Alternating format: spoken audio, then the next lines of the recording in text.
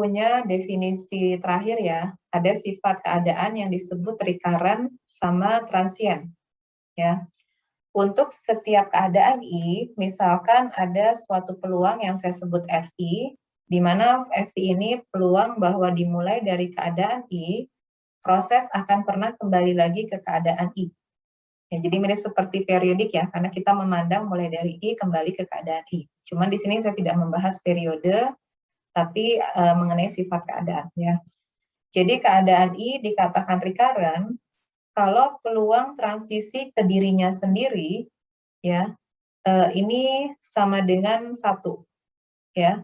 Jadi peluang transisi ke dirinya sendiri tidak harus dilakukan dalam satu langkah ya. Yang penting selalu ada cara untuk kembali ke dirinya sendiri ya. Dengan peluang sebesar 1 maka kita katakan recurrent.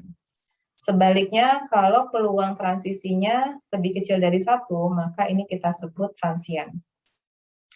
Jadi jika keadaan I itu adalah recurrent, maka proses akan terus kembali ke keadaan I dengan peluang sebesar 1.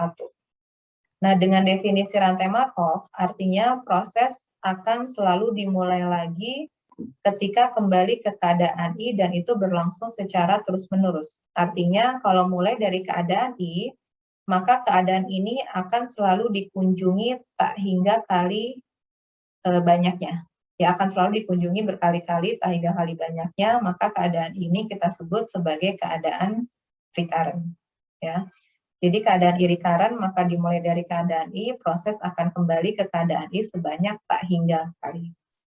Nah, sebaliknya keadaan I itu adalah keadaan transient, artinya proses akan pernah kembali ke keadaan I, tetapi itu kita lakukan sebanyak hingga kali, yang berhingga kali. Itu kita sebut dengan keadaan yang bersifat transient. Ya.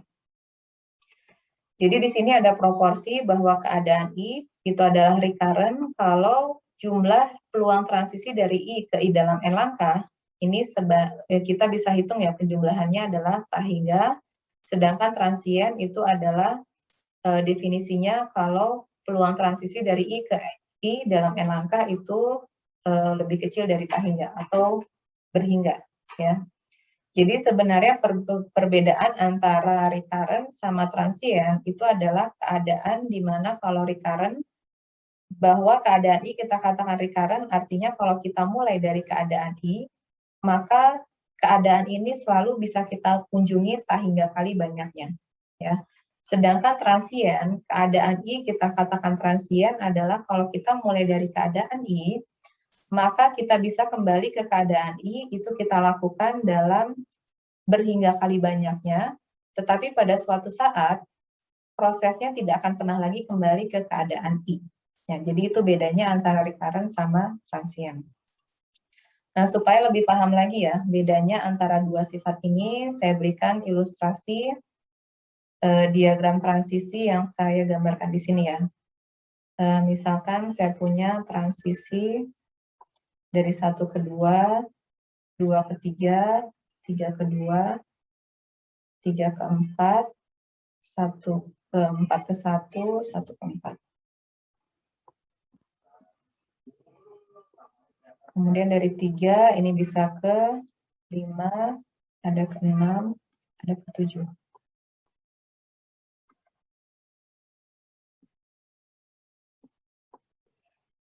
Oke, nah misalkan saya punya ilustrasi rantai Markov yang diberikan pada diagram transisi di sini, ya. Nah sekarang perhatikan bahwa keadaan 1, ya kalau kita mulai dari keadaan 1, maka keadaan 1 ini bisa kita kunjungi berhingga kali. Artinya apa di sini? Bahwa kalau kita mulai dari keadaan 1, maka proses di awal waktu akan berputar-putar di sekitaran 1, 2, 3, dan 4, ya. Jadi kalau kita mulai dari keadaan 1, maka kita bisa berputar di sini ya.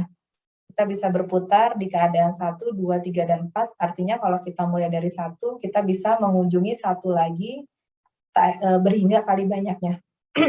Cuman pada suatu saat, ketika prosesnya keluar dari 4, ya, keluar dari 4 atau keluar dari 3, maka artinya apa? 1 kan tidak bisa kita kunjungi lagi, ya. Karena kalau sudah keluar dari 4, maka kita akan terus berada di keadaan 0, atau keluar dari keadaan 3, maka prosesnya akan terus berputar di 5, 6, dan 7. Ya, jadi tidak mungkin kembali lagi ke 1. Nah, dalam hal ini, keadaan 1 ini kita sebut dengan keadaan transien. Ya, karena keadaan 1 bisa kita kunjungi berhingga kali banyaknya, tapi pada suatu saat kita tidak pernah lagi kembali ke 1 kalau prosesnya sudah ada di keadaan 0 atau di keadaan 5, 6, dan 7. Ya. Begitu juga 2. Kalau kita mulai dari keadaan 2, ya pada awal waktu kan proses bisa berputar di sini ya, di keadaan 1, 2, 3, dan 4. Ya. Nah, begitu prosesnya sudah keluar dari 4 atau keluar dari 3, kita tidak bisa kembali lagi ke 2. Maka 2 kita sebut transien. Ya. Begitu juga sama, 3 dan 4 ini juga transien ya. Karena proses di awal waktu bisa berputar di 1, 2, 3, dan 4 ya. Jadi 4 bisa dikunjungi berhingga kali banyaknya. Tapi pada suatu saat ketika prosesnya keluar dari 4 ya, atau keluar dari 3, maka 4 dan 3 juga tidak bisa kita kunjungi lagi. Maka ini kita sebut transien. Nah, bagaimana 5? Keadaan 5 ini adalah keadaan yang bersifat recurrent ya. Karena walaupun prosesnya dimulai dari 2, pada akhirnya kan proses bisa masuk ke keadaan 5. Ya, ketika sudah masuk ke keadaan 5, kan proses akan berputar di sini ya. Ketika berputar di sini, maka 5 bisa kita kunjungi berhingga kali banyaknya. Ya.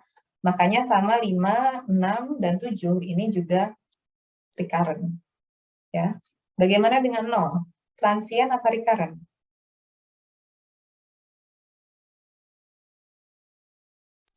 Recurrent. Recurrent ya. Karena 0 selalu bisa kita kunjungi berkali-kali. Tak hingga kali banyaknya sama seperti keadaan 5, 6, dan 7. Ya.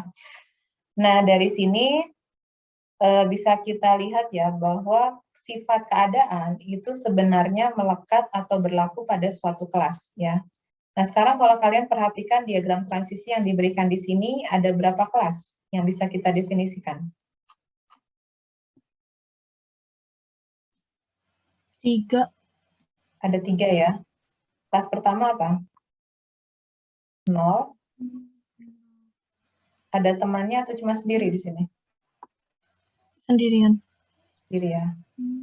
Kemudian 1 sama siapa aja nih? 2, 3, 4. Ya, 4 ya. Kemudian yang terakhir, kelas ketiga, 5, 6, 7. 5, 6, 7 ya. Nah, dari sini sifat keadaan itu sebenarnya melekat pada suatu kelas ya. Jadi mirip seperti periode. Jadi kalau suatu keadaan pada kelas yang sama ya, keadaan pada kelas yang sama kan memiliki periode yang sama. Ini juga berlaku bahwa keadaan yang berada pada kelas yang sama itu selalu memiliki sifat keadaan yang sama ya. Jadi seperti contoh ini kan cuma ada satu keadaan ya. Kelas pertama ini adalah kelas recurrent.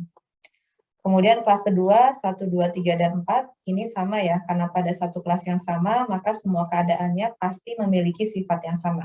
Ya, jadi dari tadi yang saya sudah gambarkan ya, saya jelaskan ini jelas bahwa 1, 2, dan 3. 1, 2, 3, dan 4 ini sifatnya adalah transien ya.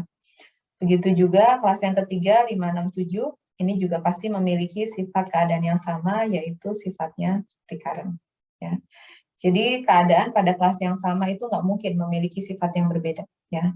Jadi selalu memiliki sifat yang sama untuk keadaan yang berada pada kelas yang sama. Oke, mungkin ini satu lagi ya, contoh terakhir, diberikan matriks transisi di sini ya, kemudian yang ditanyakan tentukan kelas keadaan dan sifat-sifatnya. Ya, kita gambarkan ya, ini ada 5 keadaan, 0, 1, 2, 3, dan 4. Oke, mulai dari keadaan 1, dari keadaan 0 ya, bisa ke 0 atau bisa ke 1. Kemudian mulai dari 1 bisa ke 0 atau bisa ke 1 lagi. Kalau mulai dari 2, bisa ke 2 sama bisa ke 3. Mulai dari 3 kita bisa ke 2 atau bisa ke 3 lagi. Kemudian mulai dari 4, kita bisa ke 0, bisa ke 1, atau bisa ke dirinya sendiri. Ya. Oke, sudah benar belum? Bisa dikoreksi nggak? Saya khawatir kalau ada yang terlewat ya. Sudah sepakat ini bentuknya seperti ini? Atau ada yang belum paham cara menggambarkan diagram transisinya?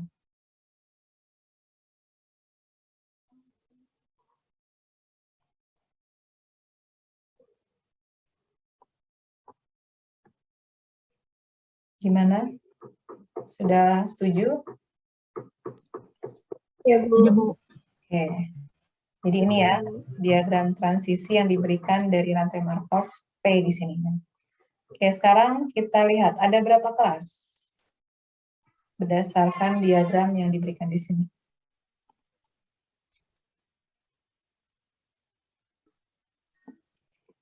Ada berapa kelas?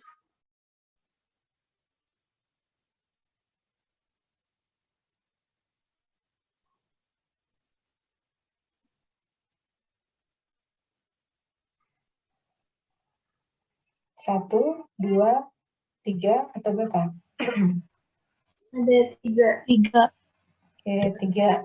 Bisa disebutkan kelas pertama apa? 0 sama 1. 0 dan 1. Kemudian? 2 sama 3. 2 dan 3. Kemudian? 4. 4. Ya.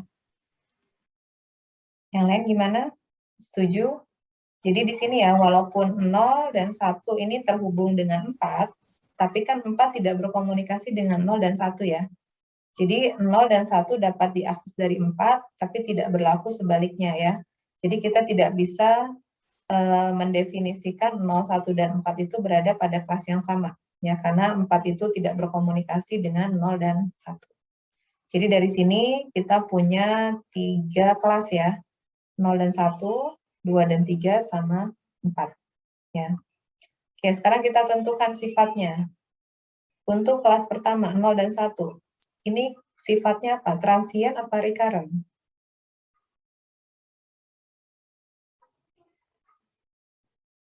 Nol dan 1 pasti sifatnya sama ya, karena kelasnya sama. Recurrent atau transient?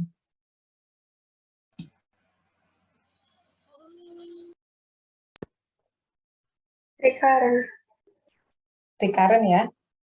Kenapa recurrent? Karena 0 dan 1 ini selalu dikunjungi tak hingga kali banyaknya. Ya. Jadi walaupun misalkan kita mulai dari 4 ya, dari 4 itu ketika sudah masuk ke 0 dan 1, maka akan seterusnya berada di 0 dan 1, berputar-putar di 0 dan 1. Ya. Makanya 0 dan 1 ini adalah kelas recurrent. Bagaimana dengan 2 dan 3? Sama ya? Recurrent. Sama, Bu. Recurrent juga ya. Jadi ini akan selalu berputar di 2 dan 3, dan 2 dan 3 selalu bisa dikunjungi tak hingga kali banyaknya. Bagaimana dengan 4? Sama juga. Recurrent juga. Transient. Ya. Karena di awal kita mulai dari 4, ya memang dia bisa berputar di 4 ya. Tapi ketika sudah keluar dari 4, kan nggak bisa kembali lagi ke 4. Ya. Jadi di awal waktu bisa berputar di 4 ya, bisa dikunjungi berhingga kali banyaknya, tapi begitu keluar dari 4, ya maka kan kita tidak pernah bisa kembali lagi ke 4. Ya. Jadi karena tidak bisa kembali lagi ke 4, maka ini 4 itu adalah transient. Ya.